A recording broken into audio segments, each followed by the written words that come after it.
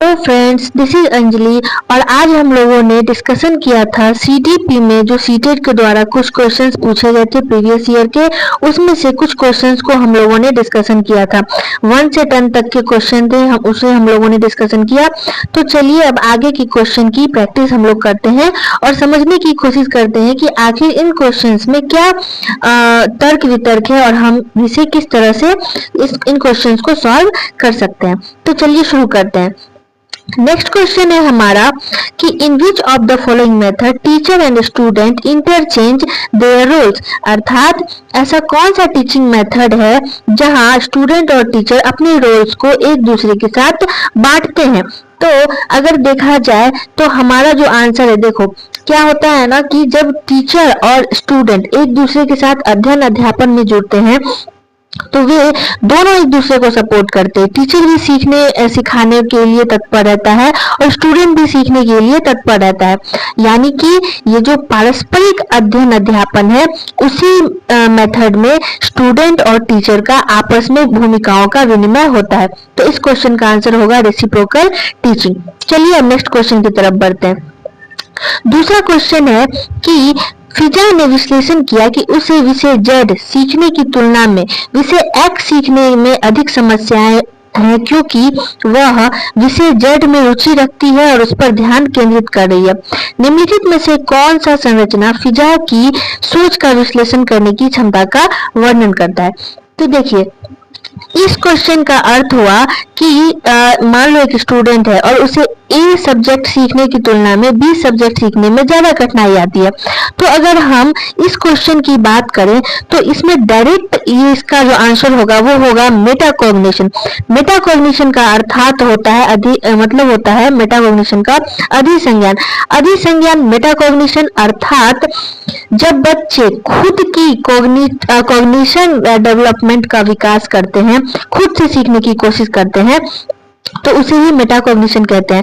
अगर आप कोई चीज सीखने की कोशिश कर रहे हैं और वो आपसे नहीं हो पा रहा है या फिर आप बहुत जल्दी ही चीजों को सीख गए तो उसे ही मेटाकॉग्निशन की कैटेगरी में रखा जाता है। अर्थात इस क्वेश्चन का आंसर होगा मेटाकॉग्निशन यानी कि अधिसंज्ञान। चलिए अब नेक्स्ट क्वेश्चन की बात करते हैं।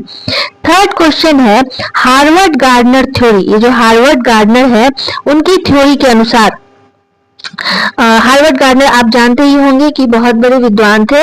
उनके अनुसार थ्योरी ऑफ मल्टीपल इंटेलिजेंस क्या है। उन्होंने हार्वर्ड गार्डनर के बहुबुद्धि सिद्धांत का प्रस्ताव क्या है। तो उन्होंने बोला था कि ये जो इंटेलिजेंस है, बुद्धिमत्ता है, वह सटीक रूप से मापा जा सकता है और सटीक रूप से विधेय किया जा सकता है। अर्थात intelligence can be measured accurately and predicated precisely. यानी कि हार्वर्ड गार्डनर के अनुसार बुद्धि को सटीक रूप से मापा जा सकता है। अब कोई बच्चा क्या सीख रहा है और कितना सीखा ये तो हम उससे वार्तालाप करके पता कर ही सकते हैं। तो उनके अनुसार यही हुआ कि बुद्धि को सटीक रूप से मापा जाता है। चलिए नेक्स्ट क्वेश्चन की तरफ चलते हैं। While there exists a possibility of intra-group individual, यानी कि differences yet most students with autism। Autism होता है स्वलीनता, जब बच्चे खुद में ही बिजी रहते हैं, अपने में ही बातें करते हैं, किसी और से उन्हें मतलब नहीं होता दुनियादारी से, तो उसे ही क्या बोलते हैं, स्वलीनता बोलते हैं। ठीक है।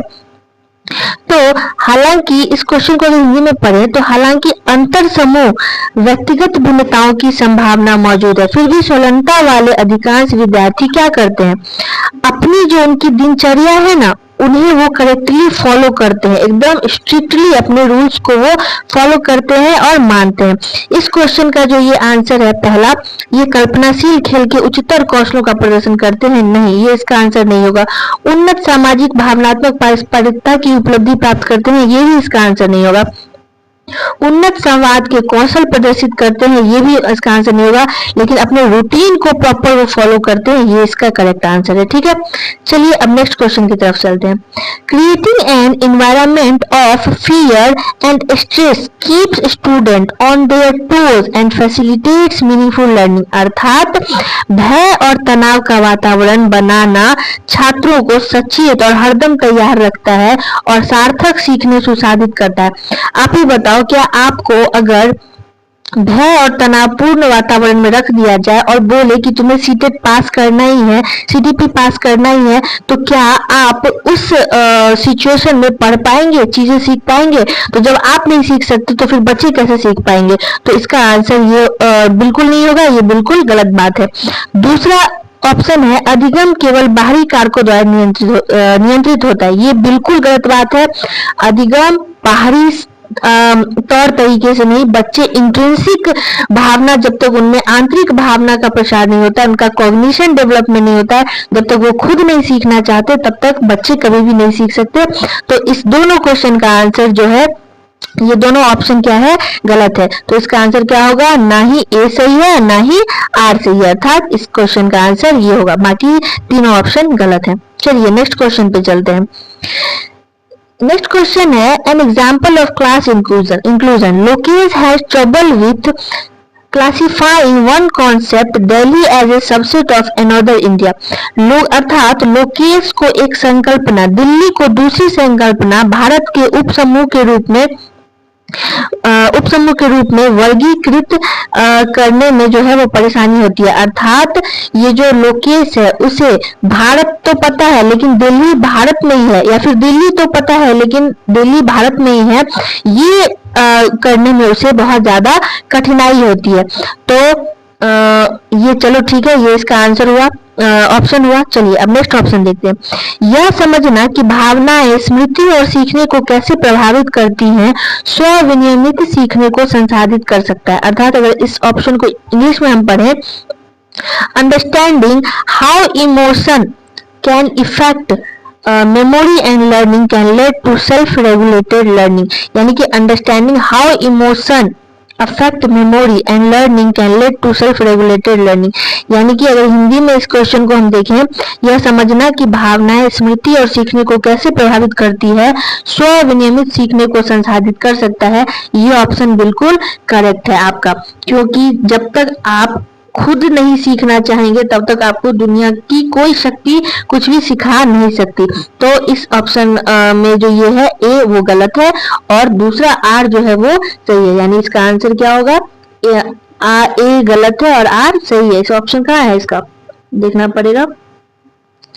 ए और आर दोनों लिखे हैं, ए और दोनों सही है और आर की गलत है। ए सही है लेकिन आर गलत है, ए और आर दोनों गलत है, इसके क्या हो जाएंगे, ए और आर दोनों गलत है। ठीक है, तो देखिए इस क्वेश्चन का जो ऑप्शंस है कि Lokesh has trouble with classifying one concept Delhi as a subset of another India, यानी कि लोकेश को ये कठिनाई है कि दिल्ली तो है लेकिन दिल्ली भारत में ही है, ये उसे कठिनाई हो सकती है। बहुत बच्चे ऐसे होते हैं, तो ये ऑप्शन हमारा सही है। नेक्स्ट ऑप्शन है कि understanding how emotions affect memory and learning can lead to self regulated learning, ये ऑप्शन भी सही है, लेकिन ये जो है वो उसे पहले वाले को व्याख्या नहीं करता है। अर्थात ए और आर दोनों सही है लेकिन R is not correct explanation of option A. चलिए ठीक है, अब चलिए नेक्स्ट क्वेश्चन की तरफ चलते हैं। नेक्स्ट क्वेश्चन है हमारा कि विच of the following statement apply aptly describe the purpose of a diagnostic assessment, अर्थात निम्न में से कौन सा नैदानिक आकलन के उद्देश्य का उपयुक्त वर्णन करता है। नैदानिक उद्देश्य क्या किसे कहते हैं, जहाँ पे हम बच्चों को मेजरमेंट नहीं करते, मापते नहीं, उसे कंपेयर नहीं करते किसी से, उसे ही कहते हैं नैदानिक आकलन। तो अगर हम इसके ऑप्शंस की बात करें तो इसका जो ऑप्शन है वो है आपका पहला कि उन क्षेत्रों की पहचान करना जहां विद्यार्थियों को अतिरिक्त सहायता या निर्देश की आवश्यकता हो सकती है, ये ऑप्शन करेक्ट लग रहा है मुझे। चलिए आगे के ऑप्शंस पढ़ते हैं। विद्यार्थियों को अपने सहकर्मियों के काम का समालोचनात्मक आकलन करने का अवसर प्रदान करना चाहिए, नहीं, आकलन तो बिल्कुल नहीं करना चाहिए और ना ही बच्चे को सिखाना चाहिए, तो ये ऑप्शन गलत हो गया। विद्यार्थियों के अभिवृत्ति स्वरूप की पहचान करना और उनकी आवश्यकताओं के अनुसार एक व्यावसायिक निर्देशन कार्यक्रम तैयार करना, ये भी गलत है। अब आप कहोगे कि ये क्यों गलत है, इसमें बच्चों को सिखाने से ज्यादा उन्हें एक व्यावसायिक निर्देशन देने की बात की जा रही है, तो ये ऑप्शन भी गलत है। फोर्थ ऑप्शन है शिक्षकों को उनके शिक्षण विधियों के बारे में प्रतिपुष्टि प्रदान करना। ये ऑप्शन भी गलत है। यहाँ पे बच्चों की बात हो रही है, यहाँ पे शिक्षक कहाँ से आ जाएंगे। तो इस क्वेश्चन का जो आंसर होगा वो होगा ये, उन क्षेत्रों की पहचान करना जहाँ विद्यार्थियों को अतिरिक्त सहायता या निर्देश की आवश्यकता हो सकती है। ठीक है, चलिए अब नेक्स्ट क्वेश्चन की तरफ चलते हैं। 10-year-old काकुली यानी कि 10 साल की काकुली गणित के एक कठिन सवाल से जूझ रही है। उसके समस्या समाधान कौशल को बढ़ाने के लिए उसकी शिक्षिका क्या कर सकती है। पहला ऑप्शन है, मान लो कि आप एक स्टूडेंट हो और आपको मैथ्स के कुछ क्वेश्चन सॉल्व करने में प्रॉब्लम आ रही है, तो आपके टीचर इसके लिए आपकी कैसे हेल्प करेंगे। कहीं से कहीं सजा देंगे तो बिल्कुल गलत बात है। क्या आपको सिखाने के बदले कोई सजा दे तो ये तो अच्छी बात नहीं है। दूसरा, उसे समस्या का समाधान दे। नहीं, अगर डायरेक्ट समस्या का समाधान दे देंगे तो फिर बच्चा खुद से एक्टिविटी करके कैसे सीखेगा, तो ये ऑप्शन भी गलत है। थर्ड ऑप्शन है, उसे समस्या को छोड़ने और अगले एक पर जाने के लिए कहें। क्या आप ऐसा कह सकते हो, अगर मान लो आप टीचर हो, टीचर बन गए सीटेट पास करने के बाद, और अगर आपसे बच्चे ने क्वेश्चन पूछा तो आप क्या कहोगे कि चलो अब इस क्वेश्चन को स्किप करो, नेक्स्ट पे बढ़ो, तो ये भी बिल्कुल गलत बात है। फोर्थ ऑप्शन है, कोशिश करते रहने के लिए उसे प्रोत्साहित करें और जरूरत पड़ने पर आलम्बन प्रदान करें। आप बिल्कुल यही काम करोगे। ऑब्वियसली आप बच्चे को कहोगे कि बेटा आप बार बार ट्राई करो, बार बार क्वेश्चन को सीखने की कोशिश करो। जब आप बार बार ट्राई करोगे तो डेफिनेटली आप कुछ नया सीखोगे। तो आप बच्चे को ये जरूर कहोगे कि हाँ अब आप और नेक्स्ट ट्राई करते रहो। ठीक है, चलिए नेक्स्ट क्वेश्चन पे चलते हैं। Universal design for learning does not involve. ये जो यूनिवर्सल डिजाइन है गवर्नमेंट ने जो दिया हुआ है शिक्षा के क्षेत्र में कि किस तरह से बच्चों को पढ़ाना है, उसमें जो क्या क्या बातें दी गई है और क्या क्या बातें नहीं दी गई है। तो यहाँ पे आपसे पूछा जा रहा है कि अधिगम के सार्वभौमिक अभिकल्प में क्या शामिल नहीं है। तो चलिए ऑप्शंस देखते हैं। पहला ऑप्शन है शिक्षार्थियों के नामीकरण और वर्गीकरण के विभिन्न रूपों को लागू करना। क्या बताओ, यूनिवर्सल डिजाइन जो है करिकुलम का या टीचिंग मेथड का, उसमें बच्चों को कंपेयर करने के लिए ये या कैटेगराइज करने के लिए बनाया गया है, तो ये बिल्कुल गलत बात है। दूसरा, सभी शिक्षार्थियों को सूचना और ज्ञान प्राप्त करने के विभिन्न तरीके देना, ये हो सकता है, लेकिन चलिए अब नेक्स्ट ऑप्शन भी हम लोग पढ़ लेते हैं। Providing all learner alternative for demonstrating work the learners know, यानी कि शिक्षार्थी जो जानते हैं उसे प्रदर्शित करने के लिए सभी शिक्षार्थियों को विकल्प प्रदान करना। नेक्स्ट क्वेश्चन है सभी शिक्षार्थियों के हितों में कार्य करना और तदनुसार चुनौतियों का पेशकश करना। यहाँ हमसे पूछा जा रहा है कि क्या नहीं है, यूनिवर्सल डिजाइन फॉर लर्निंग में क्या इन्वॉल्व नहीं है। तो हमारा ऑप्शन बिल्कुल करेक्ट है, क्योंकि बाकी ये 2, 3 और 4 जो है वो बिल्कुल करेक्ट बात है, ये दिया गया है यूनिवर्सल डिजाइन में। और ये जो हमारा ऑप्शन है शिक्षार्थियों के नामीकरण और वर्गीकरण के विभिन्न रूपों को लागू करना, कैटेगराइजेशन और लेबलिंग की बात बिल्कुल नहीं की गई है। तो चलिए ये था हमारा आज का नेक्स्ट सेशन। आई होप कि आपको ये सेशन अच्छा लगा होगा। अगर चैनल पर आप पहली बार आए हैं तो वीडियो को लाइक करें, शेयर करें एंड सब्सक्राइब करें।